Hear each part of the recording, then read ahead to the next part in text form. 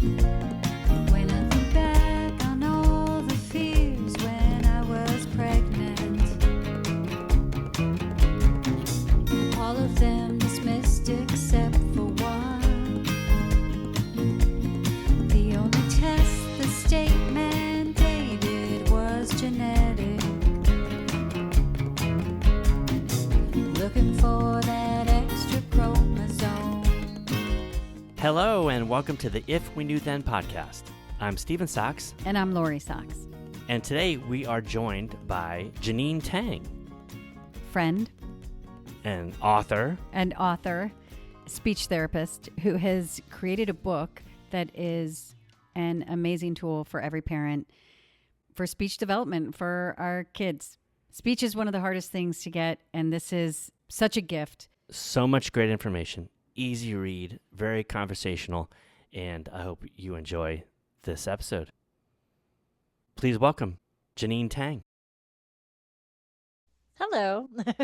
Hi. Hello. So good Hi. to see you. Nice to see you too. I'm so glad to see your face like outside of school and now after reading your book. I'm really looking forward to talking to you. Oh, amazing. Thank you guys so much for being interested in it. I know it's so true to your heart as far as I was listening to one of your podcasts and you're like how early intervention was super, just helpful to Liam. And I think that's where we need to really nip things in the bud, especially, all these kids are needing services. I feel like for us, speech is something that we're denied. Like, I think families have to fight really hard to get speech. I think that my experiences is that they'll use blanket statements. I remember when we were trying to get early intervention for speech, and they kept going, "No, you have to wait until," I think they were like a year or something. At least a year. Really. And I'm like, but his speech is developing right now. Like this, and because someone Yeah. had told me 6 months, but even before that to be reading. And when you're trying to get, and it's so, this journey is so hard for parents, like when you're trying to support your student, your child, when there's any kind of need there, because you're relying on the people who know what they're doing to be honest and forthright and on your side. And you're relying on it just to be a system that unfolds with the well-being of your child in mind. And that isn't always the experience, whether it be a shortage of speech therapists or budgetary constraints or like some system that they just want to follow.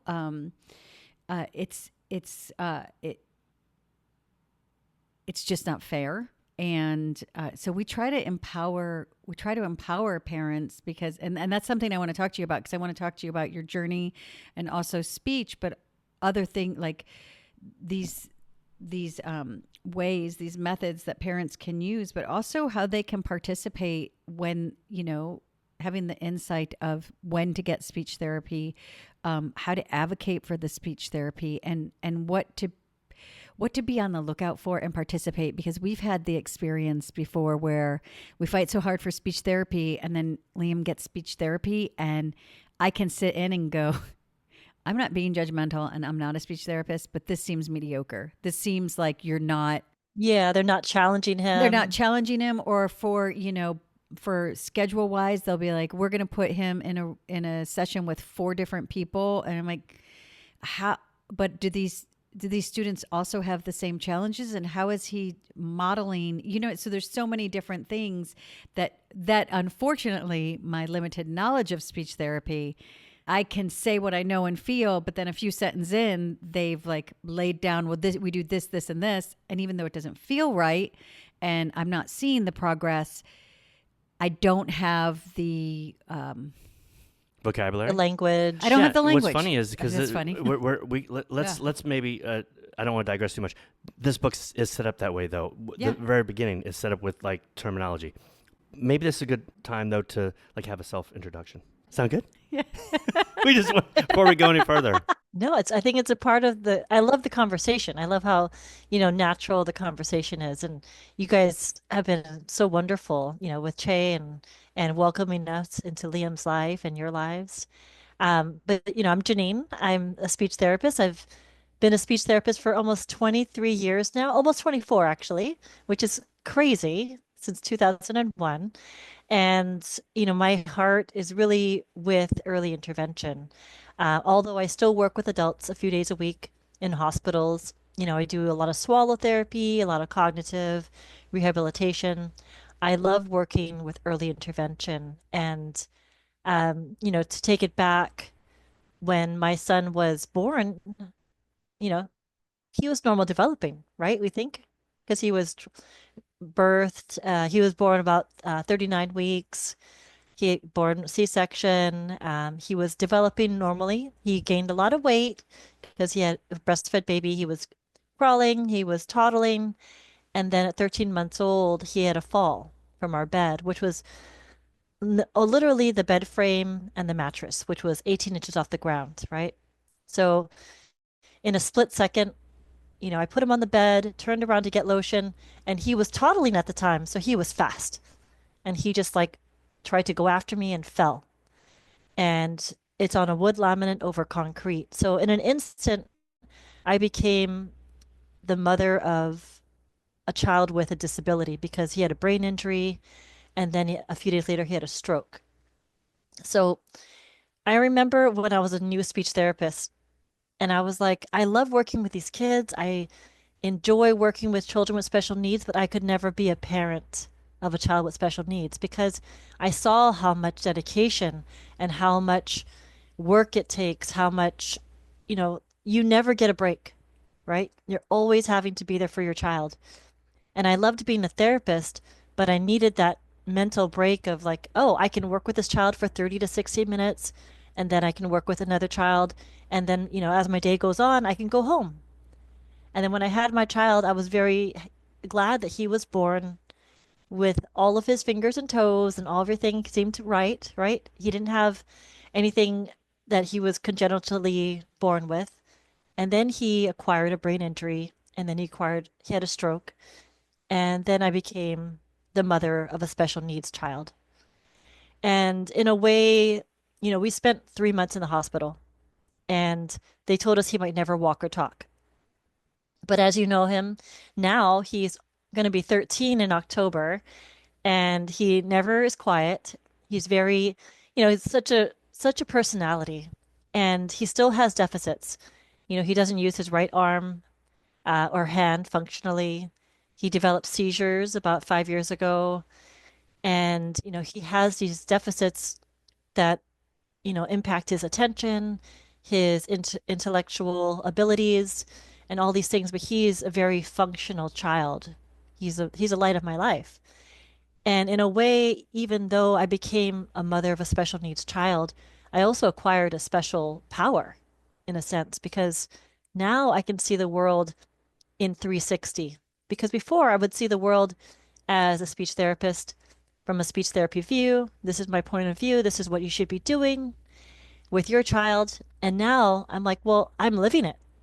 I have this child with special needs, and now I can actually gain these parents' trust a lot better because I've gone through a lot of things with my own child. And now I can build this rapport. I had this understanding and passion for helping children with special needs. It's much greater than if I was just a therapist.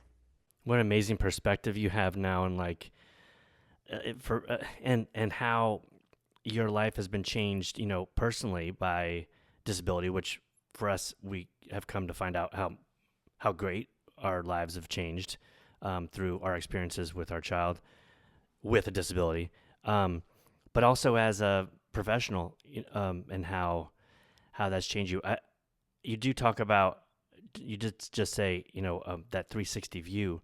Um, uh, I do agree with you that there's so often that we run into people that are giving us information, and Lori and I will sit back and sometimes we'll just say, well, what's your experience, like personal experience with disability in general? Maybe we'll be more specific about, is there anyone you've ever had in your life personally with Down syndrome, that you grew up with, or any kids? And it's night and day between the therapist professionals that have like a real personal experience. There's an investment.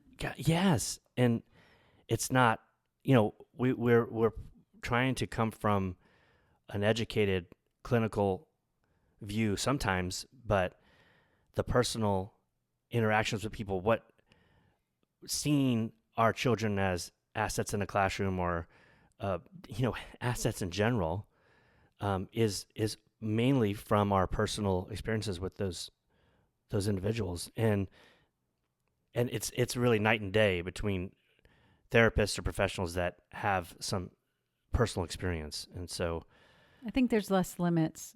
There's less like predisposed yeah, limits from people thoughts who, from the mhm. for people who have experience of anyway, because they know that there's, like you said, your doctor said that Che wouldn't walk or talk. There's really, I don't really believe that anybody can tell us what's going to be, because those people would be out buying lottery tickets if they could see the future.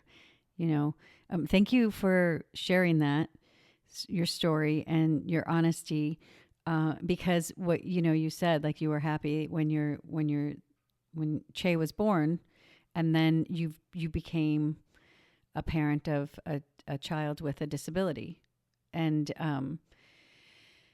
that's a unique perspective also to have. That's such a journey that, I mean, when we received Liam's diagnosis, it was, we had 10 days, and then like we watched everything turn because they didn't know he had Down syndrome, and it was also, they were very like fun, like no, like even just like, that's the silliest thing I've ever heard. And then when we received the diagnosis 10 days later, we watched everything change.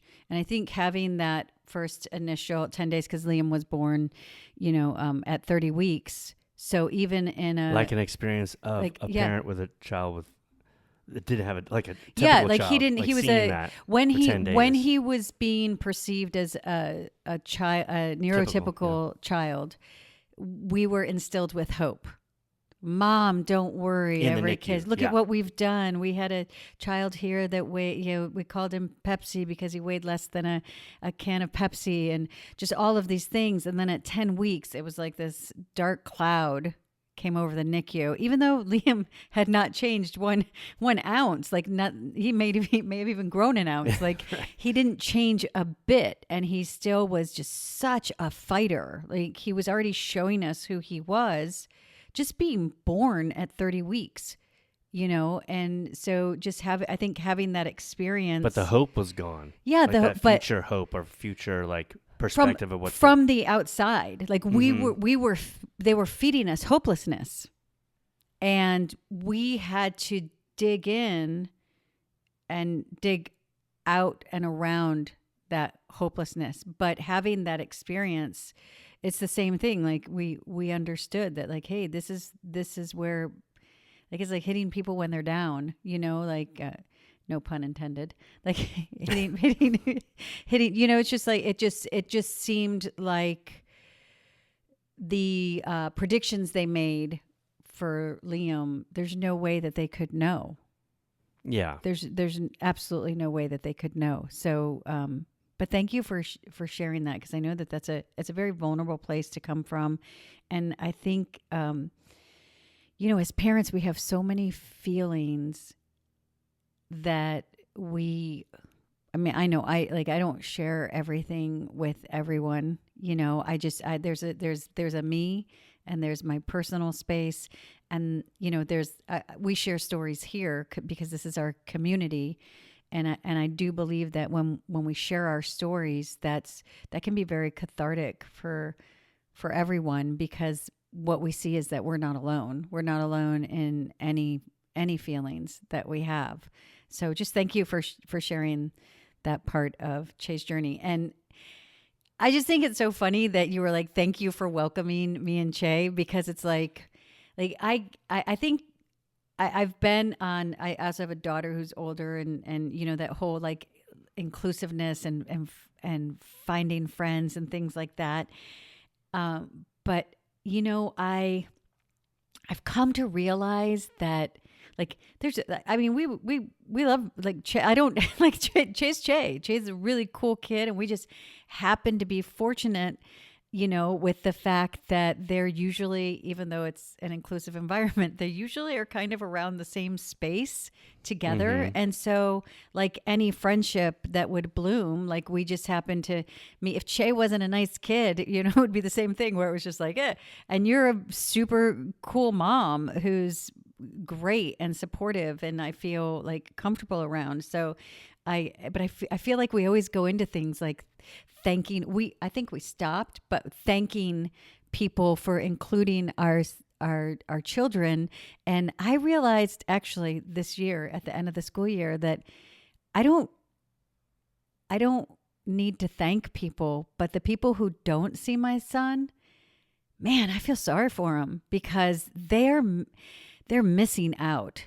They're missing out, you know. I know it's not the fact, but every kid in the school should be friends with Liam and Jay. You know, like that should be the that seems like cool table if there is one, you know, whatever. But even in an inclusive environment of the school that Liam just graduated from, Jay's in, there's, you know, I think middle school is hard because middle school, yeah. no, like I think it's a fine line, and I look forward to the day like when society just sees everybody as equal and we all have a value.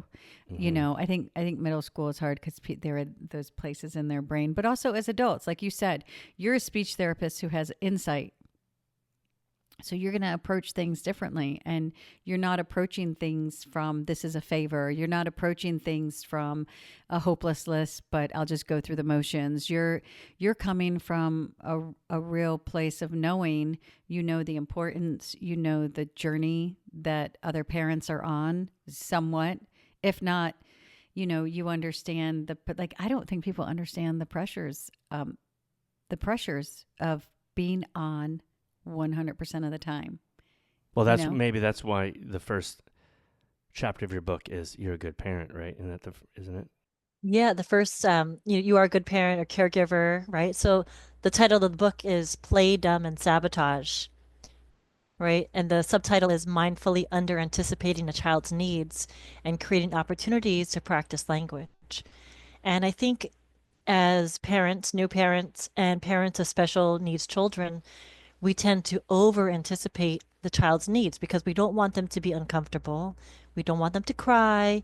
We want to show also that we know what our child might want or need, right? So we're doing a lot for these kids. And oftentimes we do too much.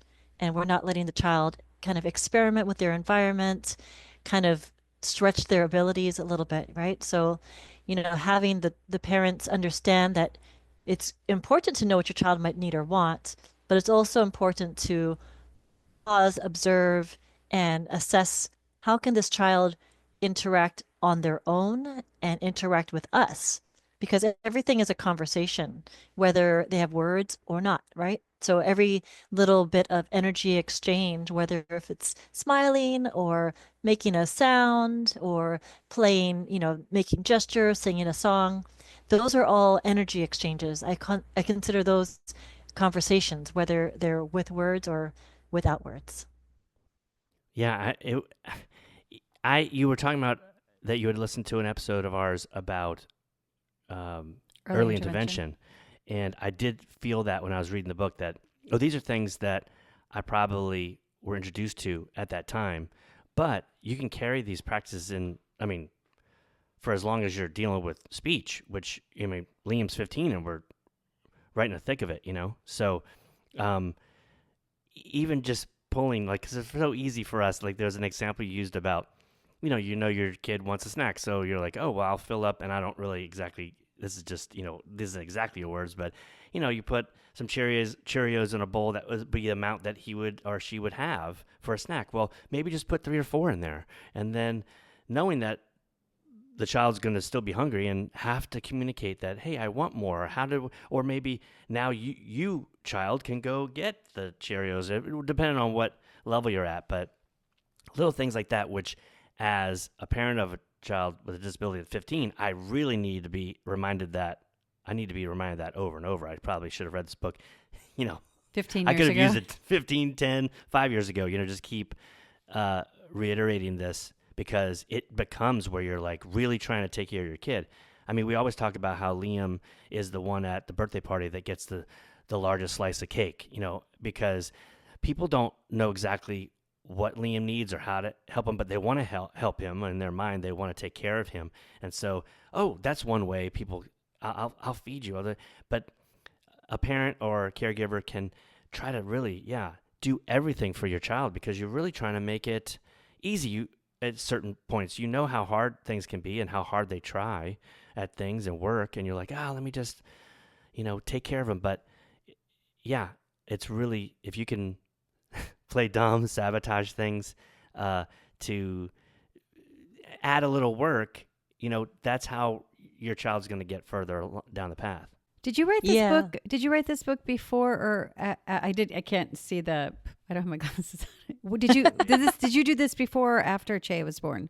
I did this after Che was born. So it was published in the spring of 2024. And, I thought about this book, the content of the book, since for many years, right? Since I worked in the schools for 8 years between Hawaii and Los Angeles. I worked in early interventions since 2010. Like, I've been doing this for a long time, and I have all this knowledge in my head, and I love to do parent education and training. I just wanted to be able to create a greater impact, right? So, how do I do that? I can't be in every place at the same time, but I can put my words into a book that's super conversational. Anybody can pick it up, right? Anybody, there's no like super techie words, technology, everything was easy. All the terms you need were at the beginning of the book, and everything was very conversational. So I wanted it to be able to be like a legacy for me to leave because I'm going to have to take care of Che for the rest of his life. He's never going to be able to live on his own. He has seizures, who knows what's going to happen. But if I can write this book, I can still continue to make an impact on the world and then help other people that might be in the same boat as myself or yourself. Because I think a lot of people don't know what to do. They take this baby home, they know how to put a diaper on it, they know how to give it a bottle, but then how do you interact with your child? And how do you continue to create these opportunities to practice? Because practice is key, right? So we think about, I always equate it to if you're going to shoot free throws for a basketball game, you're not just going to just shoot it during the game. You're going to practice it over and over until you get really good at it. And so going back to the Cheerios, by creating that opportunity of just giving a few Cheerios, and then the child can either sign for more or say more Cheerios. I want more Cheerios, please. Or I want 5 Cheerios. So expanding and scaffolding that language, that's all that practice, right? But if you just give the child a whole bowl of Cheerios, then that interaction is done and that practice is finished. Yeah, it's very conversational. It's very easy, a very easy read. What I like about the conversation of it is that it's totally a conversation that you can go back and have again and again because, like, for this to really set in your life, you really do. Like shooting the free throws, the parent has to practice this as well. So reading this over and over to really let it set in your daily life technique, I guess. Also, something that I was like, oh man, I do this all the time is when you said sometimes a kid will just go juice, and that your child's asking for more juice. There may even be a gesture of holding a cup up. That's a communicative gesture, but that's not saying maybe as much as you want your child to say. So you put it as, and I thought it was great. It's like juice. Oh yeah, I love juice.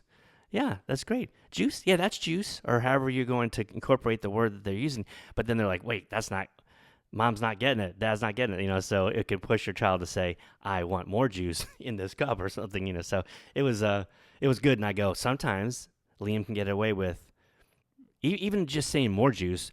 I would want him to say more than just a 2-word sentence. But sometimes he'll just say juice. Like chop, chop. Uh, Yeah, I know. I And think that it does turn into chop chop oh, because they're like it's like, it's like when you're, it's like if after you're like at 15 at a years of restaurant, saying one word, it's like but if you're at like a dine-in restaurant at a table of four and there's four waiters on you, one of these like really high-end restaurants, that's what your house becomes when you're hovering over your kid. It's just like chop chop, water, no please, no thank you, no in the glass or I'm thirsty or any of that. yeah, I know. Che was just on the couch the other day and he goes, "Mom," and he holds up his water bottle. "Mom," and he gestures his water bottle. I'm like, "I did not hear what you said. What?" And he goes, "Water." I go, "Yep, that's your water." I still did not hear what you said. What did you want? And then he goes, can I please have more water? Can you please fill my water bottle?" So Hmm. he like they have these words, right? So I feel like as they become teenagers, they need to be practiced with again on how to use these words. They've digressed on their language. As all teenagers do, that's just a teenager to be like, hey, no, like kind well, of. because they're trying, because this is what we had Miss Aries on, and we were talking about the brain of a teenager. That's your child's brain. Like when they're going, those things are happening in their brain so that, wanting to test limits and wanting to do these things, they're experiencing that as well. And it's one of the, like, Liam's going into high school. Every year I go to school, I'm like, look, he's going to look at you. He's going to give you one word. He knows how to speak. Make him speak. Do not because I've been saying this for like forever. It's just like he's going to give you, if you bridge that gap, if you don't make him, who in their right, like anybody who could just say one thing and get anything they That's all I need wanted, to say. that is a pretty cool thing to experience in life because I don't get everything I want by just like pointing or saying one word or being like I love you or whatever shortcut he's taking. I did want to ask you about the book. Did what you said, like your view of the world changed to 360. Is this book much different from how you used to approach speech? I I would have to say yes, right? I can't really give you a definitive yes or no, but I would assume that my life has changed, right? Since I had Che, since he's had this disability. So I think everything in my world and mind has changed. The strategies might be very similar, but maybe the examples and the way to approach things might just be a little bit different. But I would love for every new parent to be able to read this before their child's even speaking, right? To kind of have it as like a preventative health care, preventative speech therapy. And then as your child's getting to be, 6 months, babbling to 1 year, learning how to interact with your child more. And as your child's progressing, read it again, right? Because it is, like Stephen was saying, it's a book that you can carry through your child's life. Because, I used to work with sequencing with Che. Hey, we're going to brush our teeth first. Brush our teeth first, get our clothes changed, put on our shoes, and then we're going to go. And as things went on, as his life got more complicated, then the schedule became more complicated. But it helps him remember what's happening first, next, and last. It also helps him be accountable of what's happening because often he'll remind me, he was like, "Mom, we forgot to do such and such." I'm like, "Oh, yeah, thank you for reminding me." And it also helps him understand that there's some control in your day, right? Because if you were just being led around and not knowing what's happening next, I would be very anxious. I'd be like, I don't know what's happening today. You're taking me here and there. But if someone said, "Hey, we're going to go to school and then we're going to go to Taekwondo and then we're going to go have dinner with Uncle so and so," whatever it is, then I would be like, "Oh, okay, I have these things that we're going to do. And now I know what to expect." Yeah, that's great. I mean, Liam loves those lists too, and I can totally see it being where it's a comfort of knowing what's going to happen. I mean, that we Well, would on the all want that. opposite end is a lot of times, when we talk about, because we talk a lot about IEPs on this podcast, but a lot of times in some kind of assessment, they'll come out and say, "Oh, Liam behaved this way," or "This happened," and I'll say, "Well, what was his day?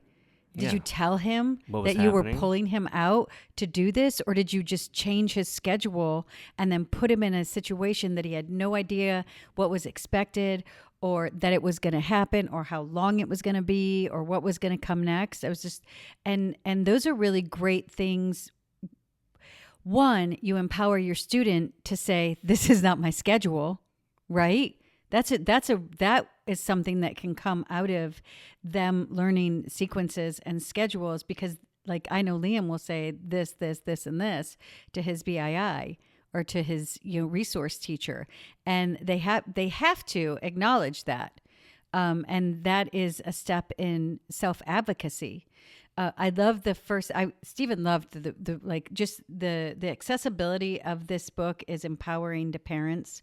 I think it's a very compassionate way to do it because, I've picked up books before that is just a lot of really big words, and I'm like, okay, and I don't understand any of this, but this is a really great way to participate in that growth and just even the first chapter. And I know I'm stepping backwards a little bit, but we didn't really discuss the fact that the first chapter is that you're doing a good job because there's so much guilt in being a parent anyway, like I'm doing it wrong. I feel like that there's more of it when your student has needs, when your student has a And that disability. can cause the whole hovering thing where Yeah, you're you're like doing everything trying for to, your but child. isn't it, wouldn't that be a relief to be like, to understand, because it's the truth, to Giving them space understand is that, helping them I'm giving him space to learn and progress. participate and grow and challenge themselves. Like you talked about, I want to really revisit because you talked about that they said Che would never talk and he talks. And I see a lot, especially Or walk. or walk.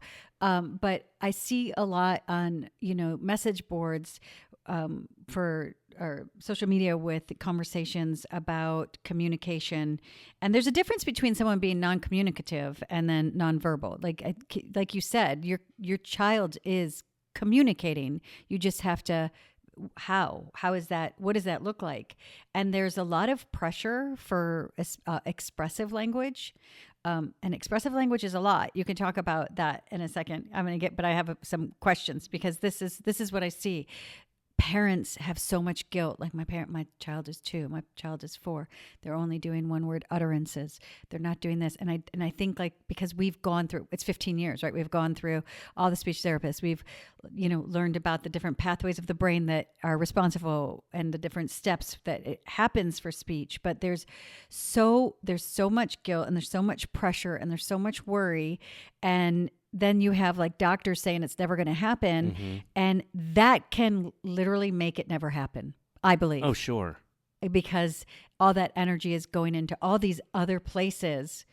And instead of what could be the difference. So can you talk a little bit about speech development and that diagnosis when someone says your child's never going to talk? Oh yeah, absolutely. So, the big milestones for speech would be, babbling when they're before their year, starting to have some kind of intonation like adult speech, and saying their first word around 1 year, right? And then as they are becoming 18 months, 24 months, they're going on to 2 words. And then by age 3, you would expect them to say at least 3 word sentences, at least, right? 3 to 5 words. Some kids, it's a huge spectrum, right? So some kids are on the low side, and some kids are having full on conversations by age 2.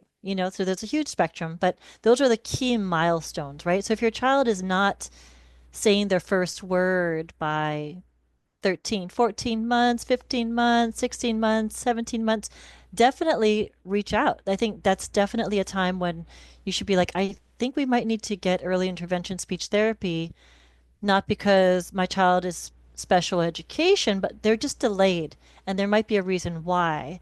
And as a speech therapist working in early intervention for many years, I see a lot of kids who are receptively, they understand, right? But I have a lot of parents who are like, oh, they understand everything. And then physically, they're fine. They're climbing on couches, they're doing jungle gyms, they're doing all kinds of stuff, but they're just not talking. And that's oftentimes because the parents are doing too much, right? And then there are parents of children with special needs who do feel that guilt, and they're just kind of they're holding on to that hope of my child will speak, they'll be okay, and they're afraid to reach out. And both sets of parents, whether the child is has a disability or doesn't have a disability, these parents are holding on to hope as much as possible. And also they have this ego of guilt of if there's something, if my child needs speech therapy, then I'm doing parenting wrong, right? They think, oh, that it's a criticism of how they are raising their child, which it's not. I would never try and change, you know, my engine in my car, right? I'm going to get a mechanic to do that. I'm not going to do the plumbing in my house. I'm going to get a plumber to do that. So don't expect a parent who has no technical knowledge about speech therapy to be a speech therapist for their child. If they don't have the skills that are taught to them beforehand, they can't be the speech therapist, right? So it's okay that parents have this need for their child that extends. It's just like getting tutoring. If your child is having a trouble in math, get a math tutor. Your child's having a problem or difficulty with language or communication, reach out to the speech therapist and don't feel that there is any judgment. A good speech therapist will never judge a parent, right? Unless the parent is doing, beating the child or reprimanding the child for not doing something correctly. And they're not going to, say like, "Oh, you're not a good parent because your child's not talking." It's like, "Hey, let's take a look at how we're interacting and see how we can tweak that and work on strategies to increase your child to practice language. How do you introduce language? How can we incorporate this into your everyday rather than just in therapy, right?" Because the book is made to kind of pull the veil back away from speech therapy because anybody can do these strategies. After every chapter, there are exercises on how to implement those strategies in that chapter. And by being open to sharing the knowledge, I think it'll help to bridge that gap of holding on to that hope and ego and really reaching out to get that help from someone else. We've always thought with all of our therapies that we would sit in and listen to what's happening so we could try to, use some of that knowledge, the other 23 hours of the day. And for as hard as it is sometimes to get speech therapy or to afford speech therapy more than a few times a week, if just a couple of hours a week, this book does help you facilitate This book that. is that knowledge, right? Mm-hmm. This book is the tools. And you can use it in your day to day, and you're having like little mini speech therapies all day long. But isn't this book is those tools that you would normally someone would have to come out and do these tools or teach you these tools? Absolutely. Yeah, absolutely. But these are tools that should be accessible to anybody with a child. Like these are things that could help any child, whether they have a disability or not, develop more language. And I think that you know, there are so many kids that need speech therapy, right? There are there's so many. There's always going to be a shortage of speech therapists. Someone asked me, if you write this book and it becomes popular, aren't you afraid that you're going to be out of a job? And I said, absolutely not, because it'll actually help to alleviate some of the pressure that we have as speech therapists because there are so many kids that need speech therapy. There's no possible way we can see everybody, but there is a possible way to help everybody by making it accessible. And also, when you get speech therapy, it's usually like half-hour sessions once or twice a week for early intervention. If you're lucky, you can push for 3. I think we had 2. I think we had 2. Mm-hmm. And then in school, it's usually 2 half hours. Sometimes they shuffle other kids in that session. So Yeah. this is really what the podcast is about. This is empowering parents. This empowers you to now don't go into your IEP and say I don't need speech therapy. I have this because book. because having the speech therapist do it, it is just like having a tutor come in. We are doing everything all the time, and so sometimes it's nice to have someone else also participate in the growth. I'll tell you one thing though, everyone in your IEP should have this book. I mean, I would Right. love the APE to have it, the PE teacher, the OT, the PT, any teacher, the BIIs. I'd want all them to have this idea because we always are trying to tell them, hey, raise the bar for Liam. He will get there. But you have to keep raising the bar. Don't just let him get away with, like we're saying, Don't fill this juice. Cheerio cup up, Yeah, you know? right. Don't fill it. Fill it up Because all the that's way. that's really what happens is, so when they gave you the diagnosis of Che will never speak, what was that experience like? And then obviously you didn't just say, okay, because Che speaks. Yeah. So they said he might never speak or walk, right? They might never walk or talk. Because that's what they're looking at, right? They're saying academically, this child had a large traumatic brain injury and then he had a large stroke. He still has hemiplegia, which is a reduced ability to use half your body, right? He's not paralyzed, but he's not able to use it fully. Um, when we got the diagnosis, it was heartbreaking because, you know, this perfect little your own perfect your child's perfect no matter what. But this child went from having the ability to do everything, use both sides of his body, to now only using half of his body and might never speak, right? So automatically, I was already working in early intervention at the time. Automatically, I was thinking of, oh, what services do I need to get lined up for when we go home? And I don't think every parent is educated about that, right? So we were in the hospital for 3 months. So he was getting all of these services in the hospital.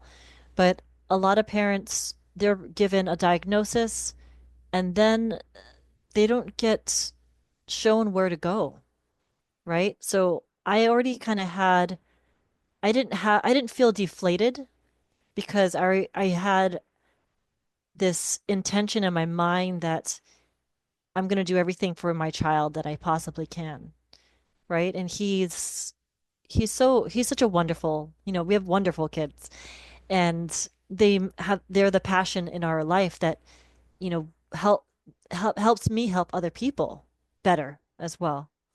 And I think I don't think anybody at the hospital was like, oh, when you go home, you need to ask for the regional center and get these services in place. Nobody approached me about that. I was like, I called the regional center. We have OT, PT, we have infant stimulation, we have speech therapy because I had to go back to work and I had to make sure someone was going to be working with him. And I knew also I'm a parent but I'm also a therapist. And being both, I know that I can, as a therapist, I can get more out of a child than their parents can typically, right? Because your interaction with your parent is different. And as a as a parent, wanted somebody else to be working with him as well because I wanted him to get that therapy, and then I can be the one who generalizes everything. People say, do you ever do speech therapy with Che? And I was like, all the time. It's all speech therapy. Every interaction I have with him is speech therapy, whether he realizes it or not. You know, like one of the things I incorporate a lot is music, right? And because language is on the left side of the brain and music is on the right. And when you incorporate both, it really bridges the gap between the two hemispheres of the brain. And it solidifies these words and the language. And you can remember a song that you loved in high school, right? You can remember all the lyrics, but you can't remember a speech that you wrote for a presentation, right? But so if you put words to music, then you can increase their language, their memory, their rhythm, and they can find their own rhythm in life because he loves music. He loves to sing and um, it's so if you have a diagnosis, I think you are able to sit with that and be disappointed because you had these dreams, right? But you also want to take action. I think taking action was the most important part for us. You said that because you were a speech therapist already and an early interventionist, when you got this diagnosis, which I'm going to stop right there, it shouldn't be, they may not. I think it should be, these are the services that they'll need. They're going to need support because I'm what the I'm tired. outcome is. Yeah, not Yeah. the outcome, not the outcome. Yeah, Because those doctors, absolutely. that way it's needs to presented, change. yeah. And I just really invite every parent who gets one of those, just doom and gloom diagnose, because it doesn't even matter if they believe that's 100%. You don't say that to kids who get No, a you just kid don't starts say that. baseball as a You don't say this leaguer. kid is He's never never gonna hit be a home pro. run. Or You yeah, don't right, you right. don't say this kid Yeah, is never gonna absolutely. dunk a basket. Yeah, yeah. You just don't, because those words plant seeds, and whether it be in the child or in the parent, they plant a seed. So, and all of them need to get ripped up, because they don't have no doctor should have that power. And I just invite people to say, I appreciate your opinion, but that is not helpful. Yeah. That is not helpful. And I think that is okay, because always remember, at the end of the day, you pay that doctor bill. And I don't pay doctors to try to put limits on my child. And also, you can't teach somebody to do it differently, because those are ways that doctors have learned. And they're just kind of en route, just saying, this is what we always say, this is what we always do. And this is kind of our like liability kind of thing statement, without thinking of the harm it's done. That's got to be a new T-shirt. What? I don't pay doctors. I don't pay doctors to put limits on my son. Right, I because think it's fantastic. no, because I feel No. like It's that's where backwards. we It's backwards. start. That is where we start as parents. We start this journey with these people who, is that Che? Yeah, he's. Hey, Jay. I swear I locked the door. I love that Che loves AC/DC, by the way, because we had a karaoke mic at graduation. Oh. And Che wanted to sing AC/DC. Oh Bummed yeah, I he missed loves. that. So he'll have to come AC/DC. over for karaoke. Yeah, yeah. But I want to go back to see that. Like, they didn't say, I don't know how to tell you this, but your son may love really heavy metal rock and roll. Hey, Che! So you're going to have to wear headphones. How are you, Che? Because Say hi. Hi. hey, good to see you. No, but that's true. It's not presented that way. It's presented backwards. It's presented like, let me just tell you what your kid's not going to do now, instead of, Yeah. This So is what whenever your I child hear may that, need. I just want to remind parents that nobody can tell and I can't even tell you what Liam will do. Liam is the only one. yeah. And then I have to, like you said, just put those supports and take action. And if I take action, then I have invested in giving him supports and giving him tools and giving him options, instead of just saying, oh, okay. So but you had the insight, because we didn't have that insight. We were just like, oh, and I knew immediately, because I just I don't trust authority who tells me that something isn't possible. So that was what I had. I wasn't a speech therapist, but that's what I had in my gut. And so we didn't know the things to ask for. So what are those things? Your child has been given a diagnosis of whatever that diagnosis looks like. You say, thank you so much for your input, but those words are very helpful, because you just gave me a list of things to do for my son or my daughter or my child. Or you say, those are not helpful. And what list of tools of action? Like regional center. There's regional center. Yeah, so the regional center in Southern California is where you get early intervention services. Early intervention is between 0 and 3 years old. It ends on their third birthday, as your other podcast was highlighting. Yeah. And it was odd. so you can get speech therapy, you can get occupational therapy, you can get physical therapy. Infant stimulation is kind of a little bit of speech, a little OT, a little PT, right? We had a great infant stimulation therapist. Other things you can get is like behavioral therapy. Um, Outside of that, it really would be a little bit of niche therapies, based on their needs. But those are typically the ones you would typically get. And for Che, I wanted to make sure he had all of those in a row. There was also, so as far as he got infant stimulation and speech therapy through the regional center, and because of his diagnosis of the hemiparesis, hemiplegia, which is not being able to use part of your body, he kind of fell into the realm of cerebral palsy.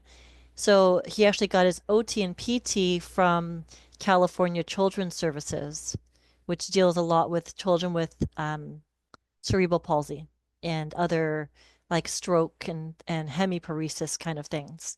I feel like the physical therapy the visits for regional center, they deal more with like developmental physical therapy, like kids who have low tone and they're not able to sit up or climb stairs and do those kinds of basic things. And I feel California Children's Services was a little bit more clinical based.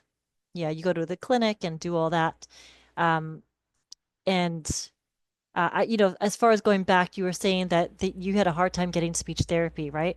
Mm-hmm. I think Hmm. because they think of it as like a blanket kind of thing where, oh, we don't usually test kids for speech therapy until they're 18 months old or after 1 year, or, so oftentimes I'll get a kid who's like 2.5 because by the time the parents were even aware that they could get speech therapy, the child's 2, and they get tested, and then, by the time that child gets assigned to a therapist, they get 6 months of therapy. Where if the child wasn't talking at 15 months, I would red flag that. And then by 18 months, definitely get them tested, right? If they're normal developing, right? Seemingly normal developing otherwise. But if they have a diagnosis, like say they have Down syndrome, they have cerebral palsy, they have some genetic, genetic disorder, or seizures, or something that's really impactful to their cognitive development, I would say ask for that right away, because speech therapy right away, all of your therapies right away, because that early intervention is so key, right? Even if the child's not able to do anything interactive, the stimulation and the strategies that you teach the parents about, I think that's so important. That's so key because the parents are the ones with them the 23 other hours of the day. They're interacting with them, right? So I think that if you have an underlying or a congenital or underlying diagnosis, ask for that. Be diligent about just being a pain in their butts and asking for it and saying, I know my child will benefit from it, even if it's like once a month consultation at first until the child's able to do a little bit more. I think it's so important because, if you can imagine, not having speech therapy for that first 18 months and your child has a cognitive or genetic disability, that they are so much further behind than if they had gotten it right away. So you have a diagnosis, you're in the hospital, you go to take, it's when you get the diagnosis, call the regional in California. I don't Yeah, know in what it any looks other like. state, there's something similar to a regional Yeah, center I in the think other I think it's states. run like the Department of Health, I think, Hmm. handles the 0 to 3, and the Department of Education handles from 3 to, 21 or whatever. Yeah, and we've talked to our Canadian listeners have something, English listeners in England have their different things, but it's all similar. I And you mean, ask for everything. yes, Ask for everything because as because you said, it's going to take a little while to get well, these services too. also this is the thing that we experienced in IEPs was that you have one side of the coin is your child will do nothing, and so your child's going to do nothing, so we're not going to educate your child. And the other side of it is this bar is going to be held really high to prove that your child can do nothing. So I feel like if you're asking for something, they'll say that's not going to benefit. We don't do that right now. We don't start that into, like you said, like a year and a half. But statistically, like what's a sentence? Like I know I have a sentence that I go into, like I told you in IEPs, can you put that in writing, please, so I can better understand? There are certain sentences that really, they're like keys that unlock doors. So if there was something that I could say to let people know that I understand my child's development and what's really going on, because to be honest, we didn't know when Liam was born. And I think we're one of the people who didn't get speech until he was like 1.5. At Maybe least. 2. Yeah, Hmm. like it was 1.5 or 2 before we We got kept speech. being told, well, we don't. We don't do that there- young. We don't yeah, do this he's that not young. supposed to talk yet anyway, so we're not going to even like go Ye- there at Yes, I know. prior to 1. Yes, I So, know. He's not but supposed to talk knowing yet. that he Yeah. needs other Knowing the need other is help, there. and so you know that the speech need's going to be there. And historically, the same statistics they're using to limit my son. Yeah, the same reason when they say, "Oh, Down syndrome," I'll tell you what No, he's going to be in not 10 in the years. classroom. But they right? go, "Wait, we don't know what's going to happen in a year but when he what can't if- speak." Yeah. So what is that key? What is that sentence? Yeah, do you have a sentence that we could use? Do you have the? Oh, I don't particularly have a sentence that I use all the time, but I think we can come up with one together. I think, when someone says that's not going to work, I say, well, can't we at least try? Right? Mm-hmm. So let's try it out. I think that's the idea that I often approach when, when physical therapy is trying to discharge Che from his IEP. And I'm like, well, he's still, they're like, oh, he's functional. And I'm like, but he can be better. Mhm. Like he can be better, physically. He can, he still needs to be challenged. It's not like, oh, he can walk. Yeah, he can walk, but he needs to be able to catch himself if he falls. He needs to be able to change direction and have the strength to do that.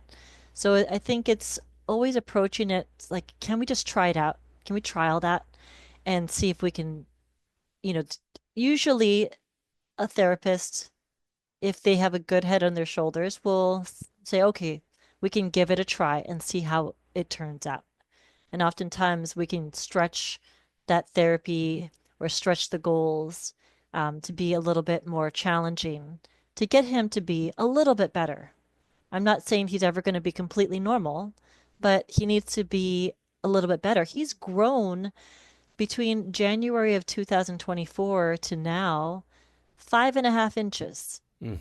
Like he's grown a lot, and his legs are lanky and long, and he doesn't have the same strength as when he was shorter. Those legs are now they're bigger, but they're weaker because they're longer. It's like all these different things that they have to take into account.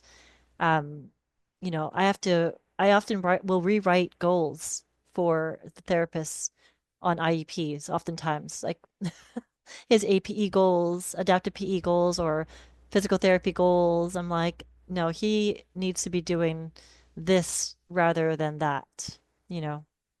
I've never said this actually on the record. I don't even think I've said this to you, Lori. But I think if I look back, I think if I could do it over again, I would have pushed or at least gathered up some spending and a budget to pay for some speech privately prior to us getting speech for him, because it's that important. I think that it would have been a pretty darn good investment, even if I could only have afforded it once every couple weeks. Well, we have friends. We have friends whose children have gone through speech, right? And we get jealous of their articulation. Oh, friends that had speech early, and their go, articulation. And I think, like, if we're going to come up, and I didn't mean to cut you off, Boo, but I think if we're going to come up with a sentence, because we think about, like, honestly, when it comes to IEPs, and especially like with physical therapy, and I find, and I don't, no, I'm not going to say I don't like to be this person. If I must, I feel like when it's an IEP or a situation like that, the only terms that people actually respond to are legalities. So when it's something that has to do with like a physical therapy or anything, like I know to fight for our BII, we had to, like, because he eloped out of the school, and another parent from his classroom saw him walking down the sidewalk. Yeah, Liam, what are you doing out First the gate? grade. Out the gate. First grade, out the gate. We had just dropped him off and that walking doesn't away. look suspect to anybody else. They're like, oh, that's a nice one. That kid's pretty independent. Look at Liam walking around to the street. And they didn't even tell us. A parent called and told us. Oh, yeah, they try to cover that And up. then they tried not to give him a BII. And I said, if you are willing to assume responsibility,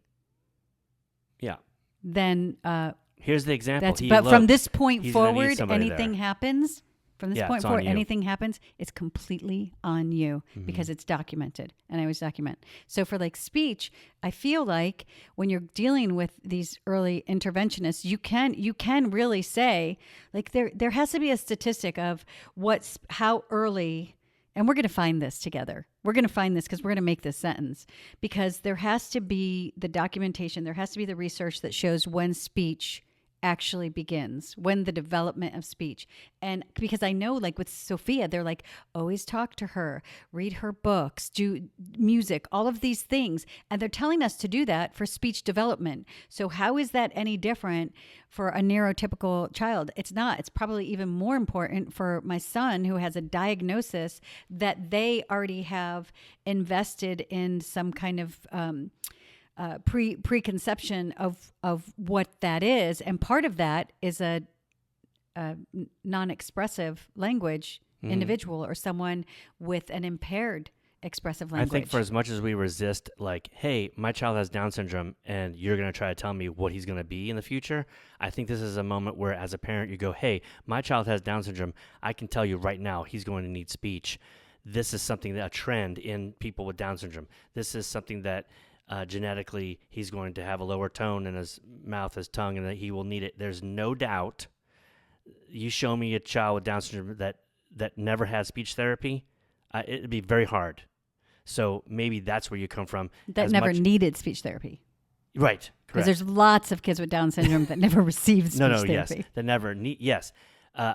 It's something that is pretty much factual that is going to be a place we're going to have to focus attention, and the earlier the better. Maybe that's the sentence. Yeah, and maybe that is the sentence. That is the thing, is that, and then if you really want to break down what is expressive language, how does speech really impact the life of my child? Well, expressive language, they use it as an indicator of cognitive ability, and those don't always match, right? They develop in different ways, and not that can put a limit on the classroom that he's put in, the teachers and how they teach him, the education that he receives, most of the time pushed off curriculum to not receive a diploma, to not have the access to, education beyond high school, or a means to support themselves financially and get a job. What is the impact then on society? What is the impact then on my student? We can change that now.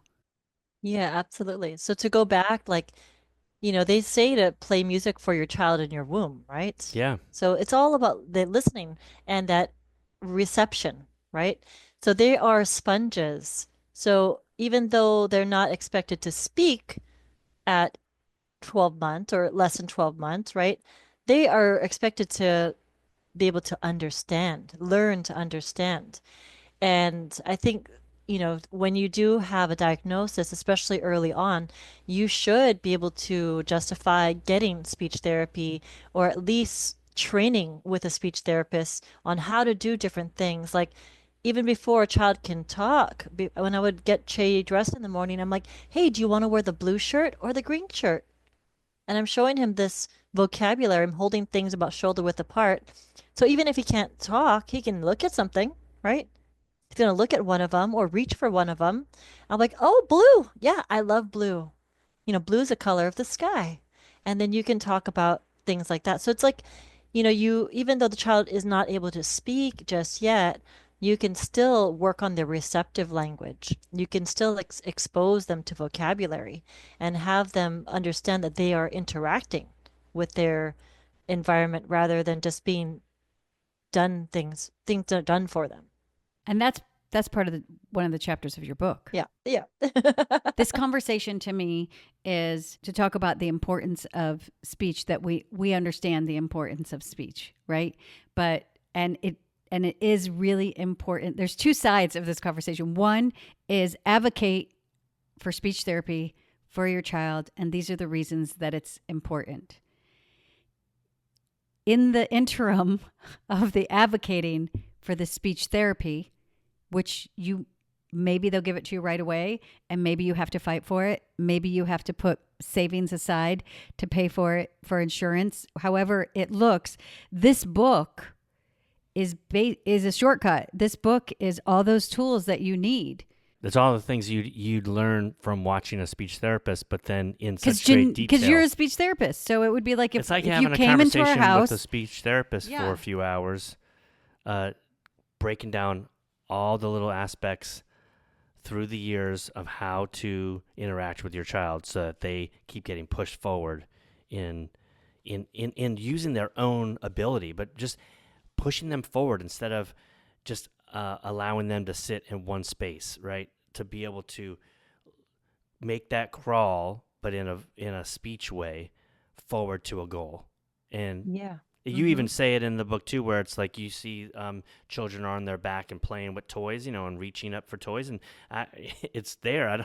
I was like, oh, this is a fun toy, but it's so kids reach and turn and move, and they're strengthening their ribs and their shoulders, and then they flip over, and they go, oh wait, they flipped over. This is amazing. This is a milestone. Well, we need to do that in all aspects of everyone. I need to be pushed that way as a 53-year-old, but we need to push our kids, speech-wise in that direction. And this shows you how, having obstacles, having some sabotage, and allows that to happen. Yeah, absolutely. There's a chapter that says no child's ever died of crying, Yeah. as far as we know, right? And a lot of times we don't want our children to cry, right? But it's also there's this fine line between ability and inability, right? I would never ask a child to run if they can't crawl, right?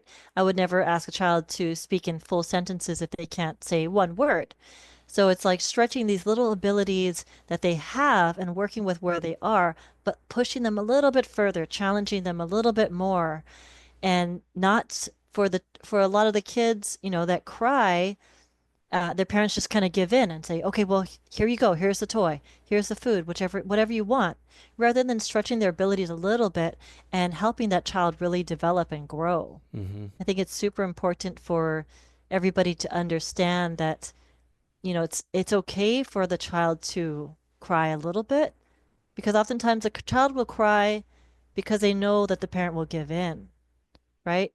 Oftentimes, Liam will say one word because he knows that someone will give in because they're smart. It's not because they're not Right. intelligent. Right. They have the intelligence to know that, oh, if I just say one word and someone does everything for me, then hey, that was easy, you know, rather than, oh, okay, I'm gonna have to work a little bit harder.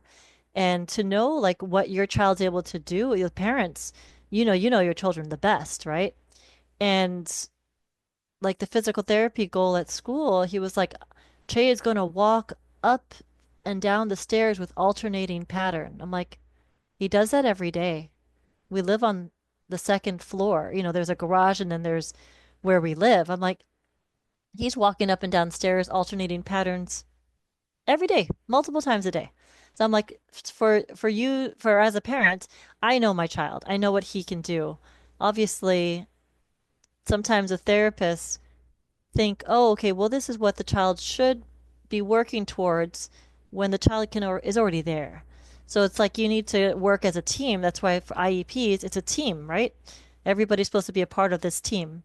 And then creating goals Oh, based. by the way, I should tell the only listeners that aren't watching this on YouTube the nice eye roll there. Yes, it's supposed to be a team. And oftentimes, if you are not educated as a parent on how to advocate for your child, oftentimes it's a very one-sided meeting, right? You have these therapists telling you these goals. This is what your child is going to be doing. This is what they're working towards.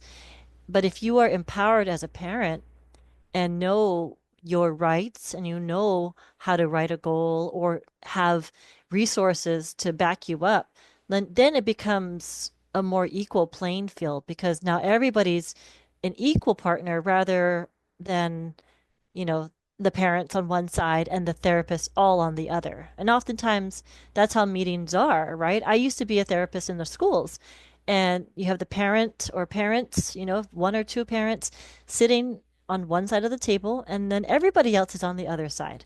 It's not really a collaborative effort when it comes to that. And I think that's empowering parents is where that's I think that's so important because then you have the ability to really push for your child and have your child strive to be the best that they can be.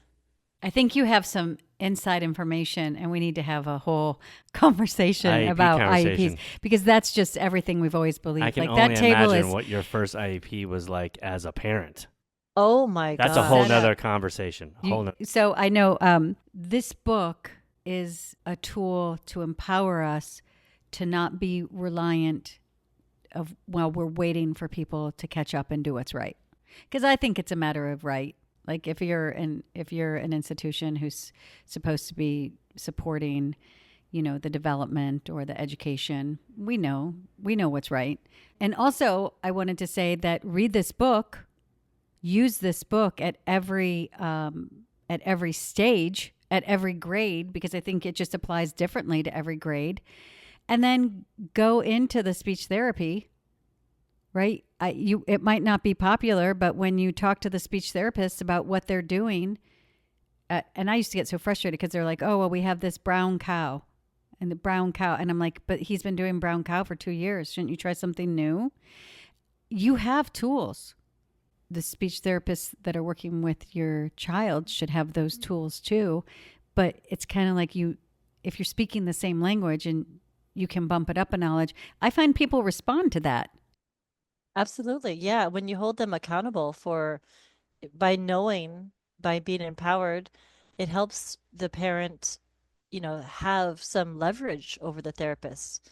Because when you can kind of speak their language, right? The same vernacular, that you can keep them on their toes. Because oftentimes I feel that sometimes therapists will kind of go through the motions. They are overworked sometimes, right? A lot of times, and they'll kind of go through the motions of therapy. And oftentimes, like, especially for speech therapy, your child might get a speech therapy assistant rather than an actual speech Yep. therapist, right? Which you're not supposed, just so you know. Mm-mm. No. Yeah, so you can demand that you get a speech therapist because the speech therapy assistant, I've supervised some of them. They're kind of just doing what they know, Hmm. but they can't fix the nuances of the therapy as it's happening, right? They Yeah. need to communicate with their supervisor. This is what happened in therapy. What should I try next time? But also, this happened, and you'll answer this, I think, right now, because this happened to us with Liam's speech, and we found out that the speech therapist was overbooked at his school, and they were passing him to the assistant who did not know. They were still a student, they were still learning. But the law says for the supports, they must be implemented by a credentialed professional. So that's part of You can put that in your IP. but I believe that is a part of the verbiage. You can check and make sure, and you can hold them accountable because those services are supposed to be implemented by a credentialed professional. And this book will help you with your relationship with the speech therapist, but I think it goes beyond that to all therapy providers because your child's interacting with them in a speech level of some sort in every therapy that they're doing. So if it's, like we said, APE, there's things in this book that the APE provider should be using to continually hit that communication trigger, like just always just over and over and over, just doing those free throws all day long. And I have an RIEP that the speech therapist is supposed to work with his teachers on assignments or reports or things that are so that way that the language is being carried over, like whatever needs to be. And speech is so important. Speech is one, this is what I always say is like speech, like me talking to you, like what the language that I use, that my ability to communicate. You have people who have a lot of big words and people just think they're smart just because they can say big words, but they don't have, do you know what I mean? Like it can cause a misperception both ways. If my child is allowed to only use 2 words instead of sentences, and he can speak in sentences, right? But if he's only allowed 2 words. If he's allowed to just say 2 words, then he's going to use 2 words, but then it's going to propagate a stereotype. It's going to propagate, and it's going to just go down that path. So like you said, we're going to activate and advocate. And I love that those 2 words sound really nice together. And then this book, first of all, play dumb. I don't really have to do that with my kids because I'm pretty sure that that's what they think of me sometimes. Like kids love being smarter than us, right? And oftentimes I use it as rapport, building rapport with kids when, I had a little girl the other day who didn't want to talk about her field trip to the farm. And I said, "Oh, did the farm have an elephant?" It's like, "No, chickens." "Oh, did the chicken say ruff ruff?" Like playing down. This, Mm-hmm. oh, she says, "No." And I was like, "Oh, what else did they have? Did they have a tiger?" "No, sheep." Like so it's like helping to play dumb because I know what they have on farms, right? You guys all know what they have at farms. But it helped to build rapport with her. I feel like the play Dumb and Sabotage is it just looks different every year. And when I made the joke about like that, I don't think it's far reach for my children because they're teenagers now, and of course they know more than me. Of course. Mm-hmm. So it just looks it will look different along the way, but it's an empowering place to be able to do it yourself, because we want the help and we want the service, but this book gives us the tools, right? The supports that we need to access our children's speech, just like in their IEP, it's the supports they need to access their curriculum. Well, we'll put a link to where to purchase the book on our show notes. And what is the best way for people to get your information? Is it Instagram or? They can go to my website, playdumbandsabotage.com. And then I'm also on Instagram at playdumbandsabotage. Is there anything that you want to share or say in closing? There's so many things I want to say, but I would, for one, like keep the conversation going. You know, there's sometimes you're tired. I'm a parent. I'm like exhausted half the time, right? But keeping that conversation going with your kid is really important and knowing that, that what they're saying is interesting to you. Let them know that no matter what their communication is, it's impactful. And then also don't be afraid to reach out and ask for help because the person, you might need help from might be, two people away, two connections away. Like, if you know anybody that needs a speech therapist to consult or have a question, ask me. A speech therapist in your pocket. I'm in your pocket now. Thank you, Janine. Thank you for writing this book. This is a great gift, and thank you for creating it. Thank you for sharing it. I appreciate it so much. Please follow us on Twitter at If We Knew Then Pod, and you can drop us a line on our Facebook page at If We Knew Then Pod, or visit our website, ifweknewthen.com, to send us an email with questions and comments. And you can join our mailing list there and get alerts of future podcast episodes. All these links will be added to this episode's show notes. Thank you again, and we look forward to you joining us on the next episode of If We Knew Then.